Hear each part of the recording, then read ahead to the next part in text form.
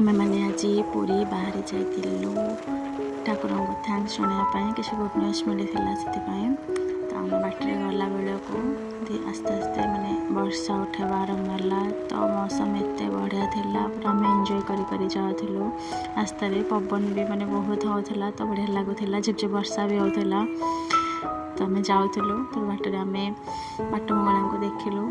तो सेठी दर्शन करके पुणी आग को आम चलिलु जाकि आम पहुँच जाइलु रथगला पाखे जो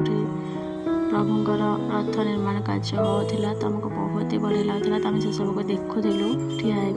से मैंने केमती कौन सब कम कर आम जाइलु पुणी पतितपावन दर्शन करने से आम पतितपावन को टे दर्शन करदे पुणी आम आगे चलू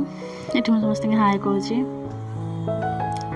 आम जाकि सीधा पहुँच जाइलु समुद्र पाखरे समुद्र बहुत पवन होता जेहेतु वर्षा टिके टिके अलरेडी उठे तो बहुत पवन होता एत पवन होता जो भाव लगुला जमी उड़ी जी पूरापूरी आम मिसिक एमती चलुलु पाग को एंजॉय करूँ आते पवन होता माने मो आगुरी केवे एमती फिल कर लगुला माने जमती समुद्र पूरापूरी माड़ी आस पूरापूरी कूल को माने बहुत बहुत जोर से पूरा ढेउ आसला और चारिड़े पूरा जेहेतु टिके अंधार अंधार हो जाता तो बहुत ही भल लगुला बहुत ही सुंदर लगुला से आगे जाके धाई धाई गिर गिर गिर बुली जाऊँगी तो एमती कहूली तो आम किसी फोटो भिडियोज नाक चेष्टा करूँ एत पवन होता जो पूरा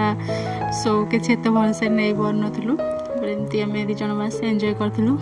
मुझे कहली कि चल आम फुटस्टेप नवा कारण एमती माने बाली एमती फुटस्टेप पकड़े बहुत ही माने भल लगे देखापी कि